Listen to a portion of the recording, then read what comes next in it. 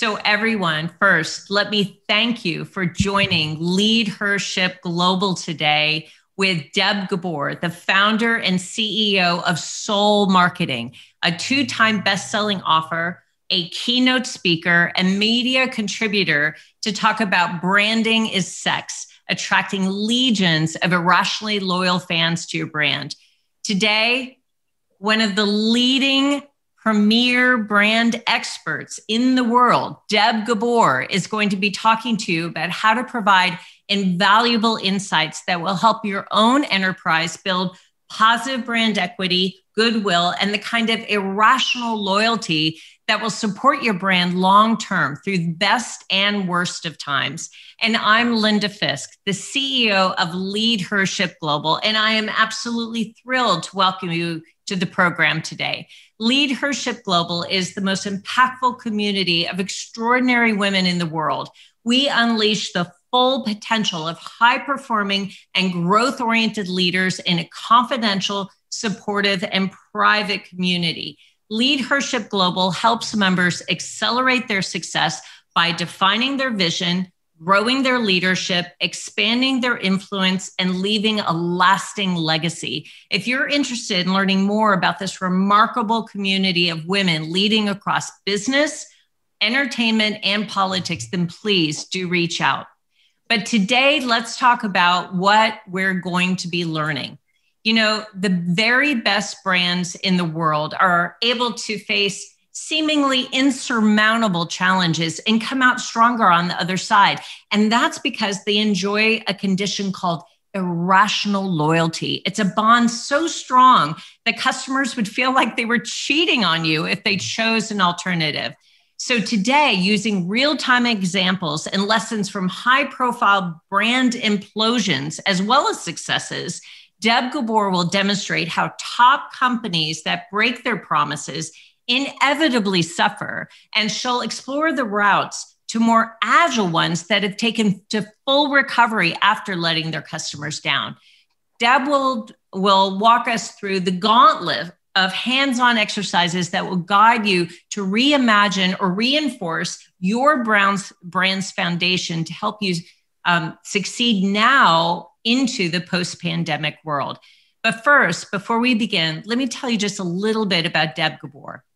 Leading expert doesn't even come close to describing Deb Gabor's passion for brands. More accurate, brand guru, brand impresario, brand evangelist. She's written the book on branding twice with bestsellers Branding is Sex and Irrational Loyalty. She's the founder and CEO of Soul Marketing, a strategy-led marketing firm that is obsessed with solving major business and branding problems for clients in literally every industry. Companies throughout the world use Deb's brand values pyramid, ideal customer archetype, and brand swagger questions to align their teams and articulate their brands to audiences. Now, Deb and her team at Soul Marketing have introduced her revolutionary brand strategy for organizations ranging from international household names like All Recipes, the Associated Press, Dell, Microsoft, NBC Universal, NPR, NTT Data, Siemens, and exciting emerging brands like Hintwater and Indajari. Deb also lends her brand authority with frequent contributions and commentary to major news outlets such as Entrepreneur, Forbes, Fortune, Inc., Media Post, New York Times, NPR, USA Today, and more.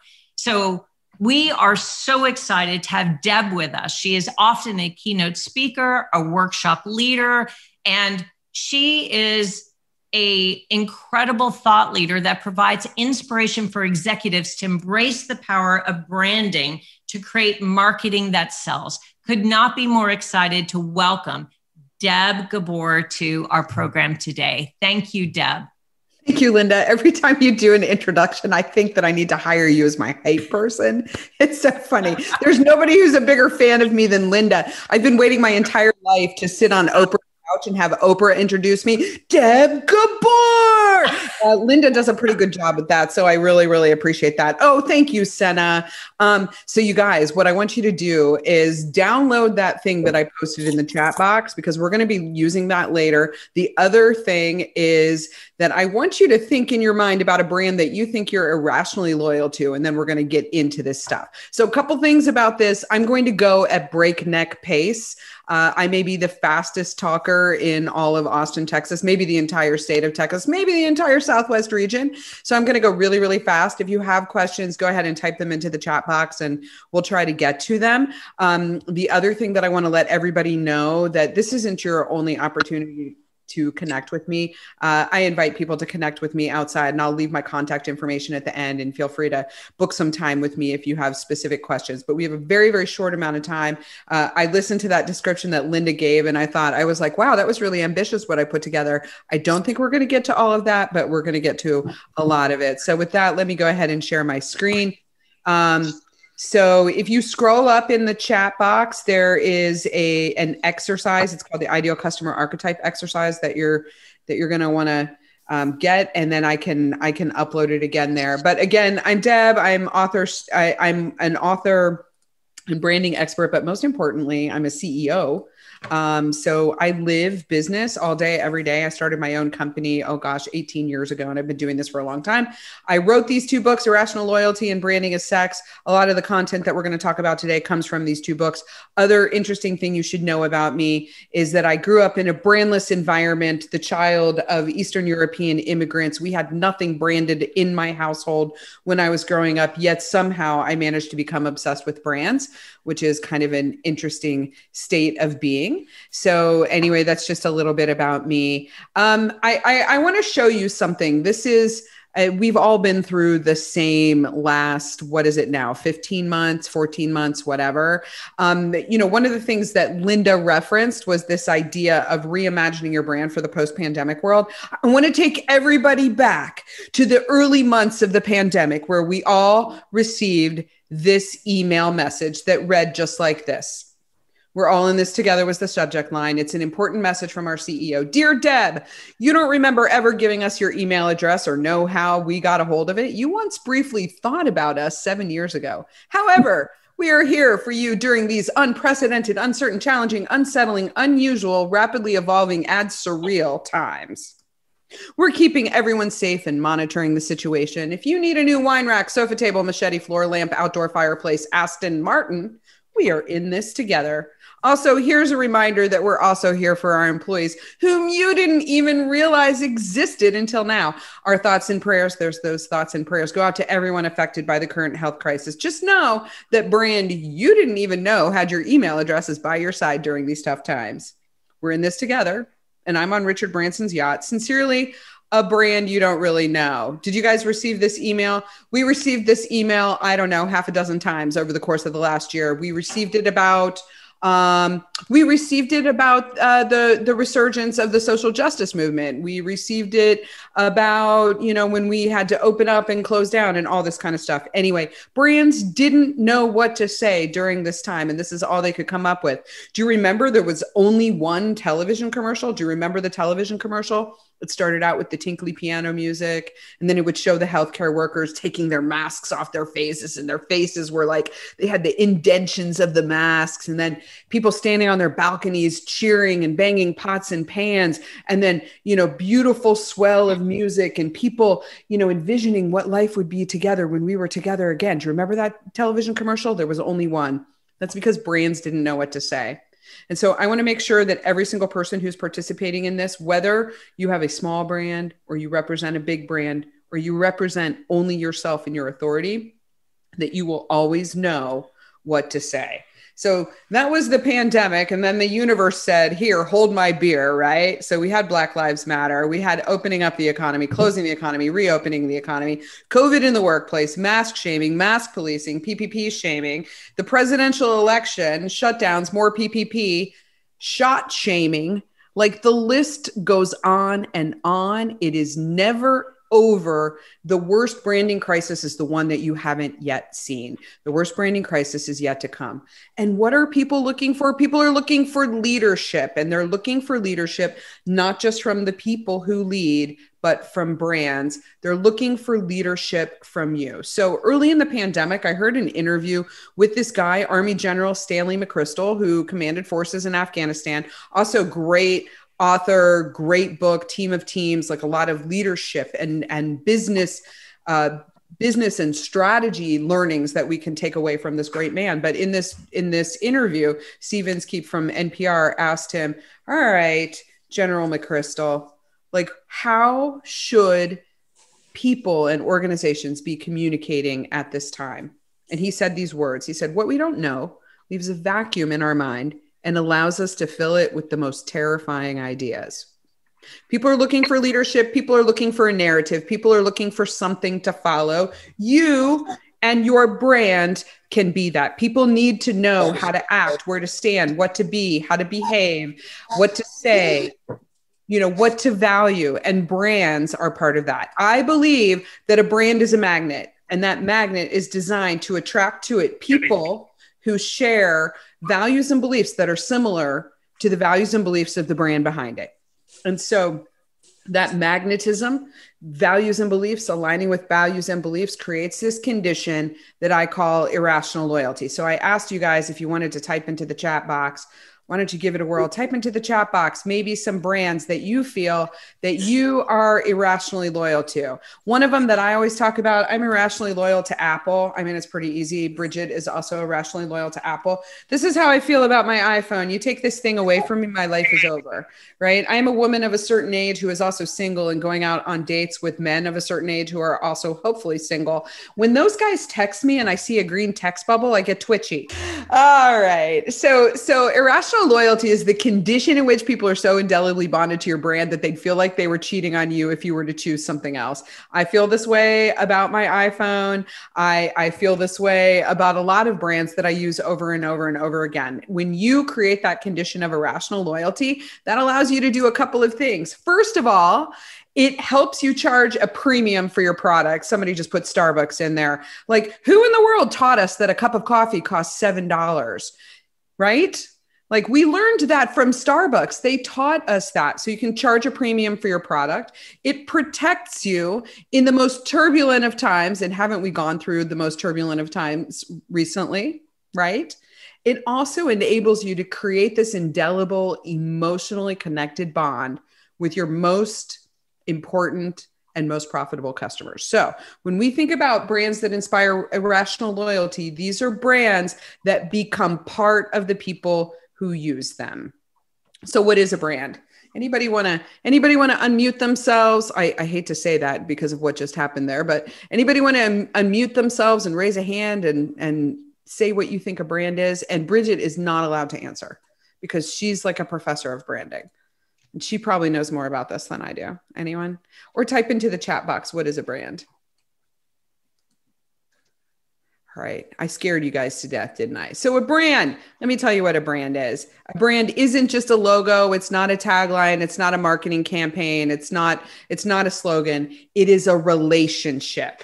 It is a relationship that is strengthened or weakened with every touch point that a customer, an employee, an investor, an influencer has with the brand. I like to think about the brand relationship like this. So brands are like people, and we are involved with other people in interpersonal relationships. And, when you behave on brand or on target for that relationship that you have with another person, your relationship is going really, really well. And you develop these irrational loyalty connections with other people. Those irrational loyalty connections with other people are the things that prevent you from throwing your partner out on their ass when they do a bad job of loading the dishwasher, right? I have ruined many a good relationship after having to go behind someone and load and reload the dishwasher. It's a relationship, right? When we behave on brand for our relationship with customers, or investors, employees, influencers, our communities, et cetera, we strengthen that relationship. So think about the relationship that your brand has with customers as sharing a bank account. And that's an emotional bank account. And every time you guys behave on brand with each other, you make a deposit into that bank account. And that bank account grows and grows and grows and grows so that it's in the positive realm and you have a good positive balance. That is the thing that sustains you when your husband, for instance, leaves a pair of dirty underwear on the floor of the bathroom just outside the shower and refuses to pick them up, right? That is the thing that prevents divorce in those situations. And so that relationship is something that exists between brands and their customers. Someone, Linda, typed this into the chat box there. A brand is a promise. Ultimately, your brand promises to do something for the person who uses it to elevate them in their own lives.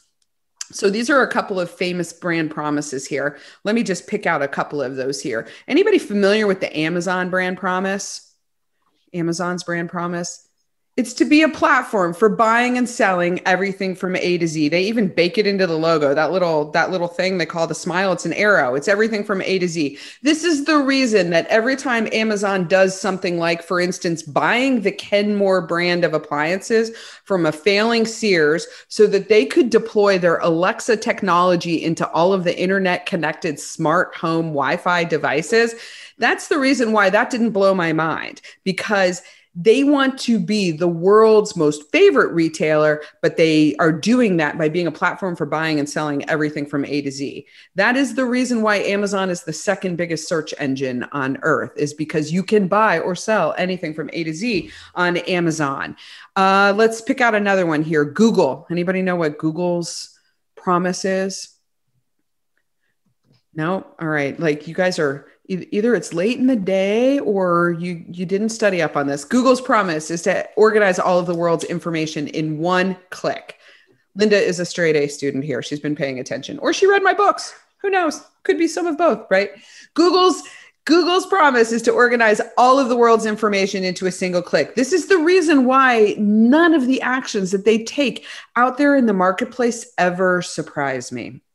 Your brand promise is not just marketing fodder. Your brand promise is the very foundation of the ultimate benefit and value proposition that you provide to your most important users. Last brand promise that I want to focus on here, Linda's not allowed to answer. This one is the Ritz-Carlton. Does anybody know what the Ritz-Carlton brand promise is? I believe it is the most perfectly constructed of all the brand promises. Anybody know what it is? It's, we are ladies and gentlemen serving ladies and gentlemen. Think about that for a minute. It defines the entire experience of staying at a Ritz-Carlton resort. So my best friend from growing up is a high school teacher. She teaches in an inner city school in Denver, Colorado. She's a very, very smart woman who doesn't have opportunities like I do to travel all over the world on somebody else's dime as a professional speaker. So at least once or twice a year, I like to take her with me on one of these trips. We had the opportunity to stay in a Ritz-Carlton resort in Puerto Rico a couple of summers ago. And when we arrived there, I was falling all over myself, because remember, I told you I was born to brand and it's a compulsion for me. I was falling all over myself to get her to experience, this is what we mean by branding. We are ladies and gentlemen serving ladies and gentlemen. And I want you to feel it with every interaction you have while we're on this property. So she took it upon herself to test it out and see, like, am I really experiencing this brand promise? So she did a couple of things. Like, for instance, every day that we were there, she placed a phone call to the front desk and asked for an obscure item. One day it was a 40-foot long extension cord. Another day, I think it might've been a curling iron. And on the last day, she asked them to send her up a nail file. So she called down to the front desk. She said, I'd like to get a nail file delivered to my room. The person at the front desk said, okay, yes, ma'am. As soon as possible, we'll get one up there. About 5 minutes later, the phone rings again. I picked it up. This time it was the front desk. They were just checking out with me. So a nail file. Is this the thing that you use to saw the bars of the jail if your friend is inside? And I said, yes, but smaller. And he said, I know exactly what you mean. 10 minutes later, arriving at our door was a uniformed, like pristinely uniformed housekeeper with one of those silver trays with the dome on top. And she opened it up, and sitting in the middle of it was not just a nail file, but the entire manicure kit. We are ladies and gentlemen serving ladies and gentlemen. Your brand is not just words. Your brand defines how you show up, how you behave, how you engage, what you value, what you feel, how you make others feel, how you connect. Your brand is all of those things. And none of those things are tangible. A brand isn't a thing. Like, you can't take it and like crumble it up like a little ball and throw it across the room. It doesn't have weight. It doesn't have heft. It's this intangible, weird, amorphous asset that people and organizations have a really hard time getting their heads around. And that brand is also a financial asset that I should mention. So when you have a very, very strong brand, the best brands in the world are the ones that engender this idea of irrational loyalty, but they earn top of mind awareness. So top of mind awareness, if you're taking notes, top of mind awareness is the strongest predictor of whether or not a brand will be purchased, really, in any environment, whether it's B2B, B2C, any place in the world, any category, any kind of product. The first brand that people can name off the top of their heads is most frequently the brand that is purchased in any purchase decision. People can only choose an average of 2.3 brands to consider in any purchase decision, and they can only purchase one. Your goal is to create this top of mind awareness. You do that by creating this world of irrational loyalty, and also being really, really strategic and thoughtful and doing some of the things that I'm going to tell you to do. So a brand, we told you it's a relationship. We told you it's a promise. It's also a story. The brand is your story. And why is story important? Story is important because human brains crave stories. So there's roughly 3 parts of the brain. This is my crude diagram here. And I am not a neuroscientist. So if you are a neuroscientist, just sit back and wait for some armchair neuroscience right here. But the red part of the brain, this is the neocortex. This controls the rational thoughts in the brain. So it does language processing. It does math. It helps you understand yes or no, right from wrong, black from white. It does a lot of the binary functions of the brain. It's the thinking part of the brain. It is not the part of the brain that we're concerned about with branding. Also, back there in that sort of like ugly brown color is the brainstem, the amygdala. This is the part of the brain that controls the automatic response, which is the fight or flight mechanism. So if you've ever gotten scared and you stiffen up and then you get goosebumps and your hair stands on end and the hair on the back of your neck stands up and gets all prickly and you start to sweat, that is your reptilian brain, your lizard brain, telling your body to make itself bigger to fight off predators. That is also not the part of the brain that we're concerned about in branding. Branding is concerned with that deep, gooey yellow core there, the limbic system. The limbic system is the part of the brain that gives people the feels.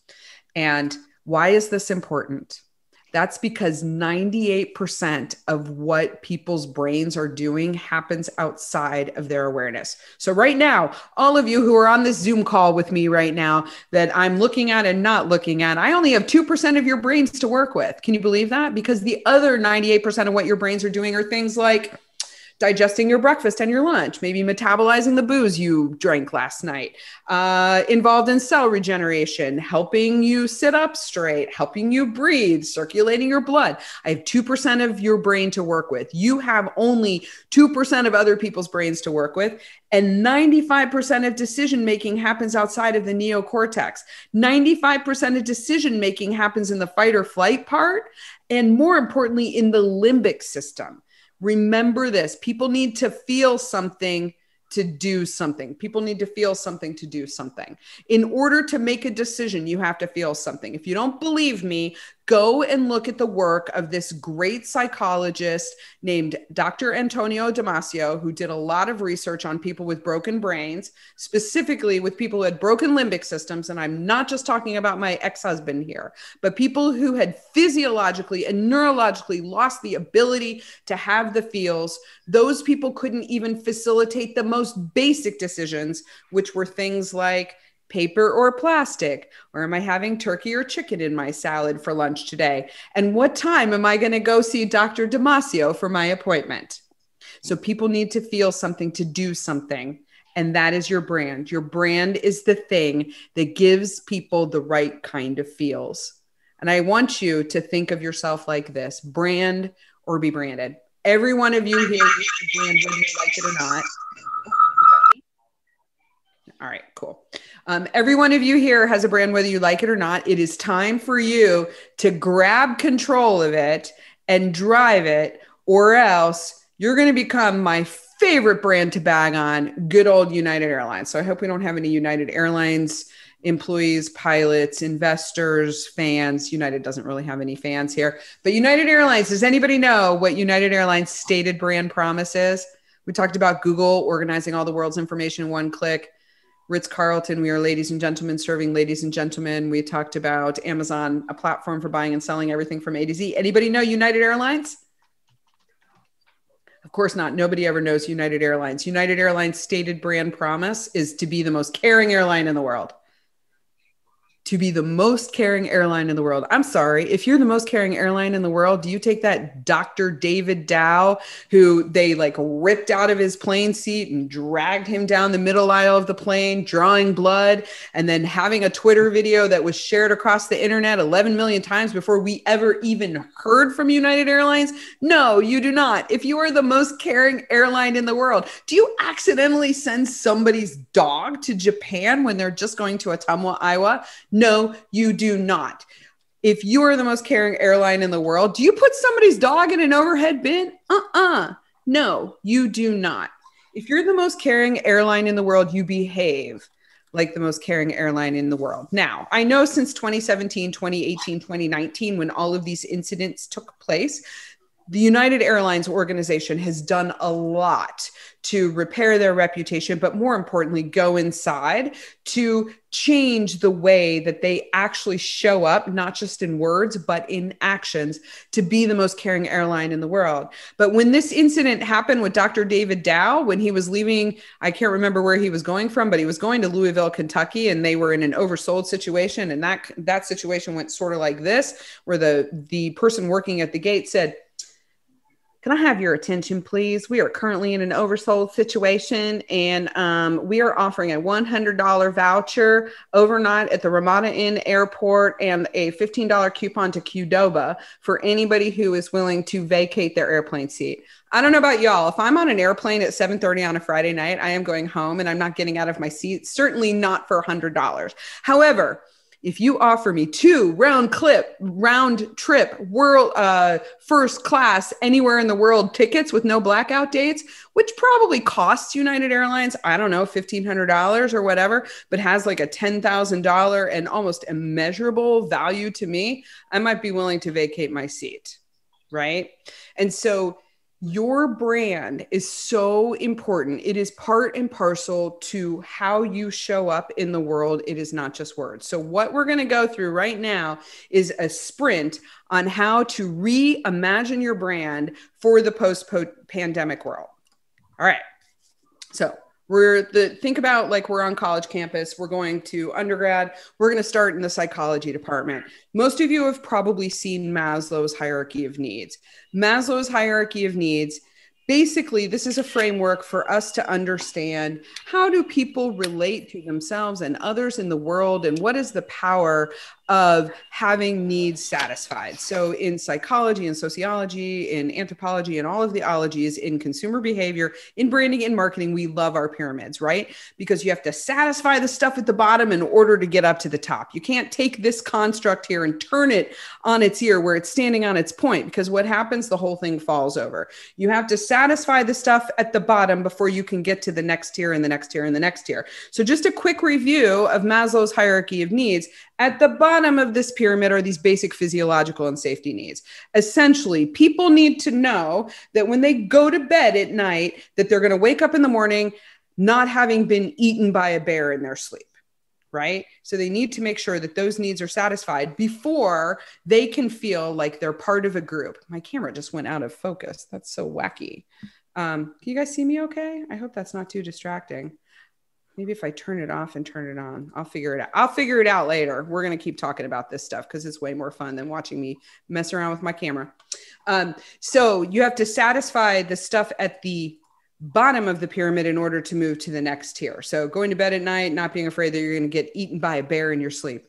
Then in the middle of this pyramid, once you've satisfied those basic physiological and safety needs, Then the next layer of needs that you have are like, love me, please love me, let me belong to your group, let me be part of a group or a society or an organization of like-minded individuals. Basically, birds of a feather flock together. And that's what that's all about. And when we're all together, we're better together. Remember #together? We're all in this together. I'm on Richard Branson's yacht, right?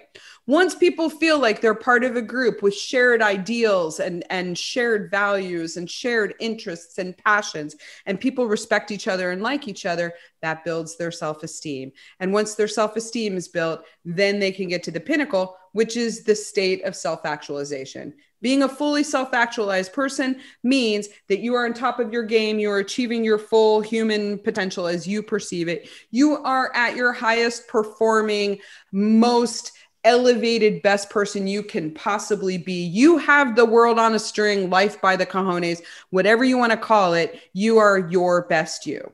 Well, here's how Maslow's hierarchy applies in branding. What people eat, what they drink, what they wear, what they buy, the software they buy for their businesses, the people they hire, the investors that they pitch to invest in their business, all of these different things are part of driving people up this hierarchy of needs. They become more fully self-actualized when they achieve their potential. The stuff they buy from you is part of their achievement of their full human potential. Well, brands have their own hierarchy. And this is where I want you to start paying attention, because this is really the core of this methodology. So brands have their own hierarchy. This is sort of like Maslow's hierarchy for brands. This is what I call the brand values pyramid. At the bottom of the pyramid, these are functional benefits. This is what the brand is, what the brand does. This is the features, the attributes, the basic benefits of the brand. These are the things that are the ante to get into the game. For any brand in any category to be considered a that, they have to have these things. So here's an example. I drive a mid-size luxury SUV. In order to be a mid-size luxury SUV, it has to have a couple things. It has to have a wheel, has to have 4 of them. In fact, it has to have 4 wheels. It has to have a chassis, has to have a mode of perambulation. It has to have a steering wheel, but also, since it's a luxury mid-size SUV, it has to have cargo area. It's luxury, so it probably has to have leather seats. It has to have Bluetooth. It's got to have like a really good Bang & Olufsen level stereo, bi-xenon headlamps, et cetera, et cetera, et cetera. The things in the bottom of the pyramid are the things that you have to have in order to sit at the table to be considered whatever it is in that particular category. You do not market on these things. That would be like an ice cream company marketing itself by saying it's cold and it's sweet. There's no ice cream marketing organization out there that's selling ice cream by saying it's cold and it's sweet. We'd be like, that's stupid. Why is every technology company on the planet marketing itself on the basis of speeds and feeds, right? It's a really interesting question. So those are the functional benefits. This is what it is, what it does, what it has to have in order to be considered that. Everyone has it. These are not differentiating. Do not market on them.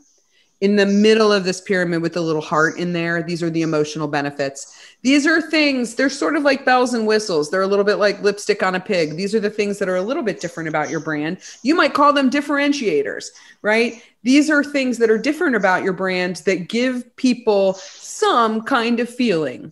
So for instance, this is a capability that you have that might be better than someone else's capability in that particular area, or it's a capability you have that nobody else can have.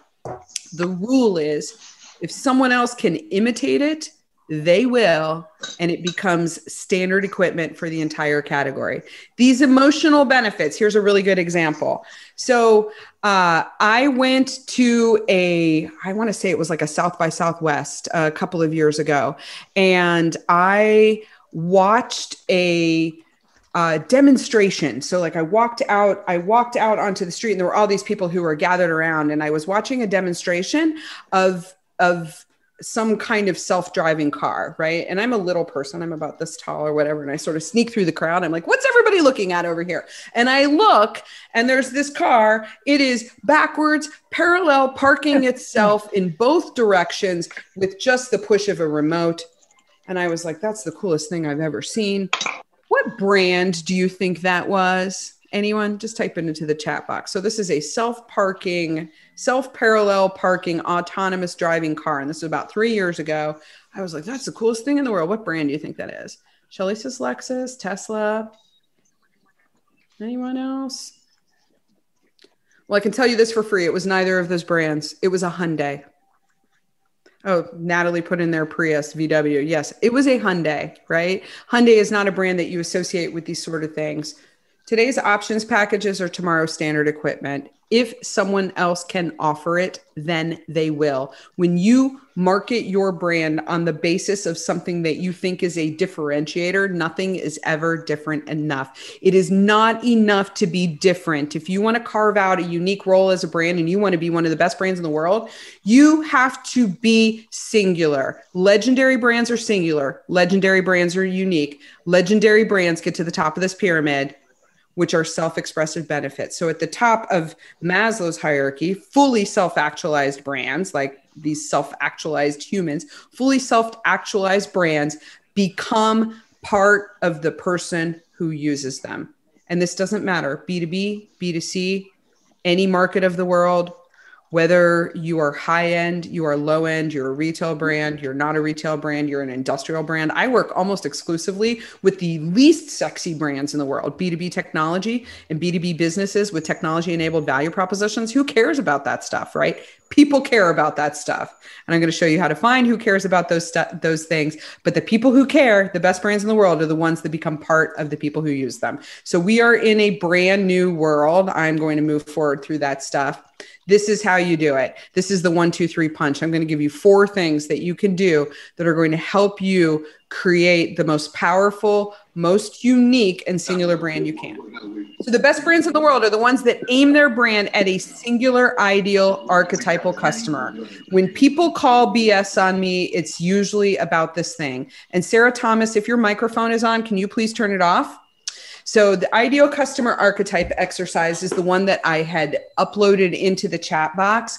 I'm going to run you through this really, really quickly. And I gave you that exercise. And at the end, I'm going to tell you other free exercises that you can get from my website so that you can go through this process yourself or even run a workshop for your team. Or if you want to do it for yourself, I'll give you all the assets so that you're able to do this. But the best brands in the world are the ones that have their eye on a singular, ideal, archetypal customer, one human being who is worth the most to them over the long haul, who is the most highly predictive of their success because they are the most profitable, the most delightful to serve, the one who will buy from them again and again and again, who will champion and advocate for them. This is how you do this exercise. So I've given you this downloadable interactive PDF. And what you're going to do, it asks a bunch of questions. But if you've ever been a client of mine, I made you draw it. The ideal way to do this is get big piece of paper and actually draw a picture of the singular human being who is most highly predictive of your success as an organization. We have been taught that we need to target our brands at as many people as narrowly as possible. I'm here to tell you that you build the brand for one person, you market to segments, you market to many personas. We're not talking about execution here. I'm talking about building the brand, right? Here's a really good example. The Nike brand is the Nike brand is the Nike brand is the Nike brand. Whether it's a high school athletic director, the NCAA, the NFL, a professional golfer, or a recreational runner from Austin, Texas, who happens to be 52 years old and female, the Nike brand is always aimed at the inner elite athlete inside of all of us who happens to be a 19-year-old man. The Nike brand is the Nike brand is the Nike brand is the Nike brand. The best brands in the world are the ones that aim their brand. I'm not talking about marketing right now. I'm talking about the brand. They aim their brand at a singular ideal customer. How you do this exercise, you take that interactive PDF that I gave you, and it's a cop-out if you just type your answers into there. I want you to draw it. Get out a piece of paper and draw them. So if this person is a good listener, you draw them with big ears. If they have a lot of money under their control, you have them standing on a giant pile of money. If there's somebody who's really empathetic, they have like a big red beating heart on them. And I'm going to show you a couple of examples. So we're going to do a real quick quiz here. All right. So get ready to type into the chat box. You guys familiar with Whole Foods? At least people here in the United States should know who Whole Foods is, right? Most of you? All right. We got 3 people here. Get ready to type it into the chat box. There are extra brownie points given for the people who are right. You got up here on the left-hand side, this woman who unfortunately became a meme, hippie chick right here. She's kind of crunchy granola, tree-hugging type. We have in the upper right-hand corner, we'll call her Lulu. She is wearing $400 worth of Lululemon athleisure. I have no idea when is the last time she was at the yoga studio or the gym. She has a full face of makeup. She's standing at the shelf. She's looking at all of the food labels of the organic juices and all that kind of stuff. And then in the lower right-hand corner, we have Christy, and she is there with her non-gender specific son/daughter, them, holding a head of some kind of non-binary lettuce. And she's filling her cart with delicious, nourishing snacks. Anybody have any idea who Whole Foods' ideal customer is?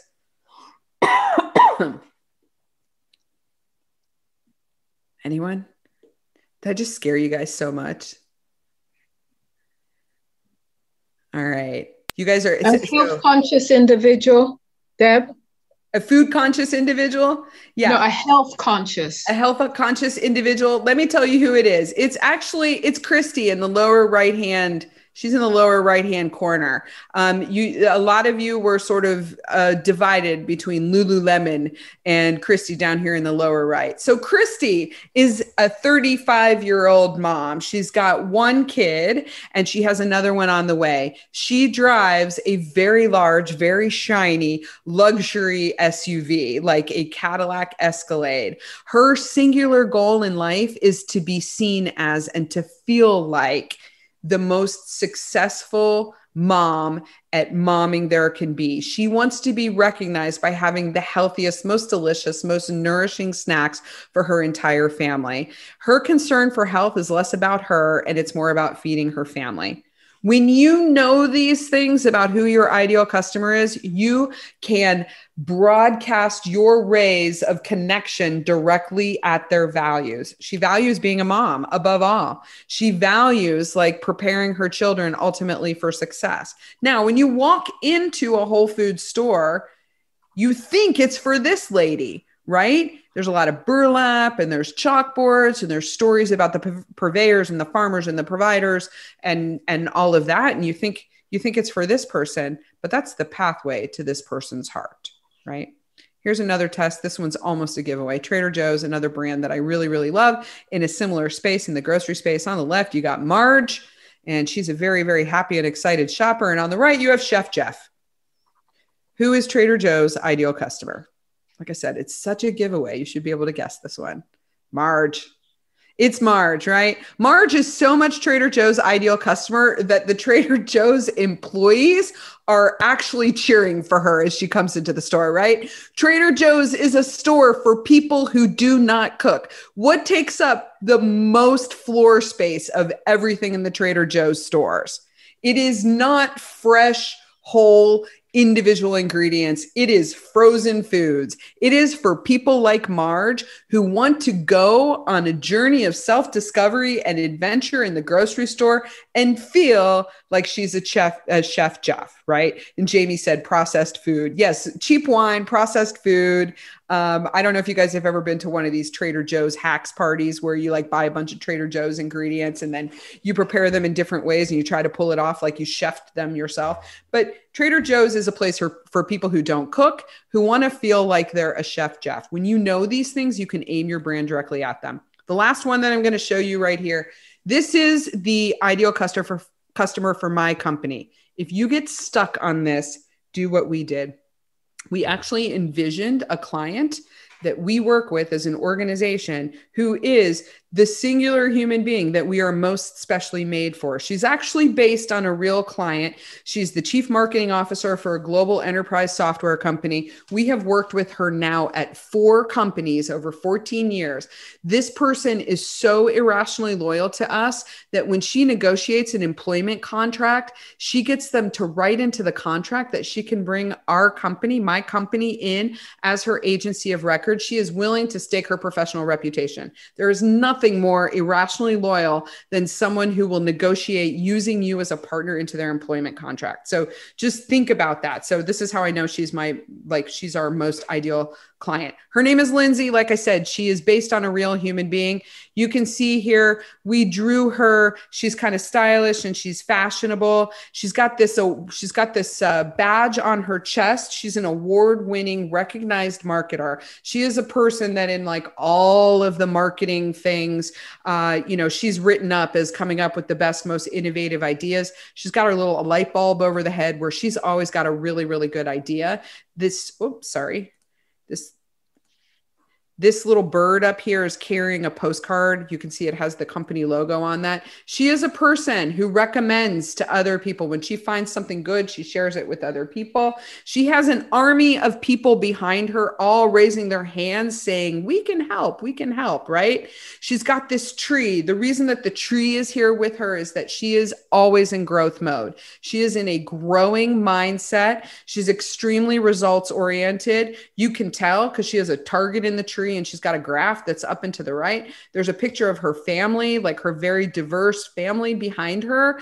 That is because she's not just familiar, she's familial. And also she's open and inclusive and all of those different things. Most important feature of this picture right here, you see that pot of gold? Like it's a hole and it's full of gold coins. And there's like a necklace sticking out of it and like money flying through the air. And that shovel right there. We call this Lindsay's golden shovel. When we come up with a really innovative and interesting idea that pushes her, she gets out her golden shovel and she can always find more budget for it. She may be constrained with budget now, but she's never constrained with budget later. When I know all of these things about this person, she wants to be an award-winning marketer. She wants to be recognized by her industry and her category. She wants to be seen as being a maven who shares like all the great things with other people. She's innovative. She's results-oriented. She does not have time for BS and she doesn't want to have to tell her marketing agency what to do. And she's got that golden shovel. I can turn all of these things into messages and values that I can aim directly at her that align with our values as an organization. So step number one, you want to build a brand that can thrive in the post-pandemic world, aim your brand at a singular ideal customer. I gave you that exercise. That exercise will walk you through it. Like I said, it asks a lot of questions. You can type in the answers. But the real way to do this is like get out markers and paper, even we do it sometimes where we cut stuff out of magazines and we paste craft products on them and we hang them all over our clients' offices so that they're an artifact. So we'll put that PDF in there. And then at the end, I'm going to tell you the other exercises I'm going to give you. So that's the ideal customer archetype. So back to the brand values pyramid. Once you know who that customer is, and you want to help get them to the top of this pyramid, you want to get your brand at the top of the pyramid where the brand says something about that ideal customer, I'm going to unlock the top of the pyramid for you. And these are the three magical, I call them the brand swagger questions. If you do nothing else in branding, if you don't do anything else, if you're like, you know what, Deb, ideal customer archetype, complete BS. You know what, Deb, like thinking about the brand values pyramid and what are my functional benefits, emotional benefits, self-expressive benefits, forget it. Just do this. Answer these three questions. The first question is, what does it say about your customer that they use your brand? What does it say about them? We have a tendency to talk about our brand through the lens of us, from our own point of view. I challenge you, don't do it now, but like right when we're done, I want you to go to your company website or your personal website. And if the first word on the page is your company name or the word we, you're doing it wrong. The best brands in the world are about their customer.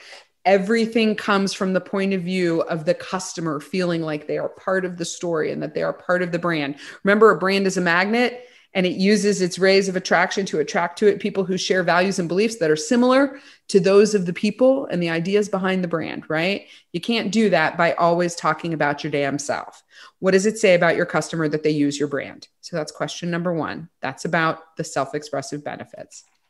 The second question, and it's the hardest question to answer, and it's the most important one, and this is the one where I make all my money. What is the singular benefit, or what is the one thing that customers get from you that they can't get from anyone else? This speaks to uniqueness. This speaks to singularity. Remember, I said the best brands in the world are not different. They're unique, they're singular, they're unto themselves.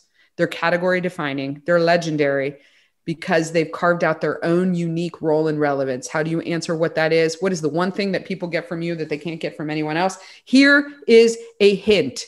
It is never a feature. It is never proven proprietary technology. It is not intellectual property. It is not like a unique thing that you do. It is an ability that you give to people through some kind of action or an essence or a presence, but it is never, ever, ever a feature. It's not a bell. It's not a whistle. It's not a bite. It's not a bit. It is not a widget. What is the singular benefit that customers get from you that they can't get from anyone else? Hardest question to answer, most important. Don't feel like you can answer all these questions in one sitting. Believe me, this active brand building, it takes a lot. Third question, this is the branding is sex question. How do you make your customer the hero in his or her own story? So every customer that you are going after is trying to create a narrative for his or her life or their life where they get to stand on top of the mountain. They plant the flag, they get the guy, they get the girl, they get whatever, they get to hold the trophy, they get to win, they get to ascend to heaven, whatever is that point of self-actualization for them. How do you make them the hero in their own story? And so if you just do those four things, I told you it was going to be a sprint. If you just do those four things, aim your brand at a singular, ideal, archetypal customer, answer the question, what does it say about that person that they use your brand to get to the self-expressive benefits? What is the one thing? What is the singular benefit that customers get from you that they can't get from anyone else? And how do you make them the hero in their own story? Then what you have here is the foundation for reinventing and reimagining your brand to be able to engender that quality of irrational loyalty that's going to sustain you now and in the post-pandemic world. So, oh my gosh, I finished with like a minute to spare. And I didn't even know that Linda was going to give that long introduction at the beginning. This is my contact information. This is what I offer to you guys. I'm going to post this file in here one more time. Or Linda, do you have that file? Not handy. Okay, let me, this is what I'm going to do. All right, so I'm posting in there a link to my digital downloads page. So I am on and I'll upload that one file here again. Let me figure out how to stop sharing my thing. I don't know, like I have some kind of weird, there we go. Okay, there you all are. So I'm sharing all of my digital downloads. Everything that I do, I give away basically for free or for the price of a book, because I personally am on a million brand mission. I know that being able to create this condition of irrational loyalty is something that can make businesses more sustainable, more scalable, more profitable, more successful, return more returns to their owners and to their investors and to their employees and to their communities. Better businesses create more sustainable communities. That's why I do what I do. I can't do that and I can't share that with a million people without writing books, without doing talks, without having a company where I get to serve, 30 or 40 companies a year and all that kind of stuff. So anyway, on that Deb Gabor website, debgabor.com/digital downloads, ideal customer archetype exercise. There is also the 3 brand questions exercise. There is a brand values pyramid exercise. There is a Stockdale paradox exercise there if you want to face the brutal facts of your own reality and try to figure out how you can be indispensable in the most difficult of times. And then there's this very, very powerful exercise there that is called the brand manifesto exercise. And let me tell you about that real quick. So after you go through like all this branding stuff, I want you to build a brand manifesto. I did some research and I looked at, probably 150 brand manifestos. And I dissected them to try to figure out what were the most inspiring and most anchoring ones and why. And what I did was I was able to narrow down the construct of the brand manifesto into a Mad Libs exercise that everyone can use to create their own brand manifesto. Even though it's a worksheet, let me just tell you very quickly how to do this exercise. So get out your voice recorder and get with your team. And when you take that brand manifesto exercise, it gives you prompts. It'll say things like, we believe we want to live in a world where people deserve, like all of these different things. And you say the prompt and everybody just keeps talking until they run out of steam. And then you give the next prompt You do the same thing. You keep doing that. And you'll have about 10 minutes worth of content. Take that recording, upload it to a site called rev.com. And in 24 hours, you're going to get back a transcript and you can write the most powerful brand language using that transcript as the basis for your manuscript. This is the big thing. This is why I tell people don't write your answers out to these things. There's this weird thing that happens, and I write for a living. There's this weird thing that happens, this disconnect that happens between your brain and your fingers and the keyboard where the magic gets lost. So as many of these exercises, and like I said, I'm giving them all to you for free. As many of these exercises that you want to do them in real time, live. You can do them over Zoom with real human beings and let people speak from their hearts and with their own voices so that they don't judge themselves as the stuff is coming out. And you'll see how much more powerful your brand language can be. So anyway, that is what I have for you. Thank you so much, Deb. And we're right at time, but I want to thank you for joining us to talk about attracting legions of irrationally loyal fans to your brand. I think everyone can attest to the incredible insight and knowledge and expertise of Deb Gabor. She is the founder and CEO of Soul Marketing, two-time best-selling author, keynote speaker, and media contributor. And we are so lucky to have had her with us today. I'm Linda Fisk, the CEO of LeadHERship Global. And if you're interested in learning more about the most impactful community of extraordinary, unstoppable women in the world, then please connect. It would be my pleasure to get to know you, to understand how you define success, and to help accelerate that vision, that purpose, that mission and vision that you have for your life. LeadHERship Global is a community of high-performing and growth-oriented leaders, and we would love to tell you more about how we accelerate the success of all of our members. Thank you for joining us today. And Deb, thank you so much for sharing your wisdom, your insight, and your expertise. Thank you, everyone.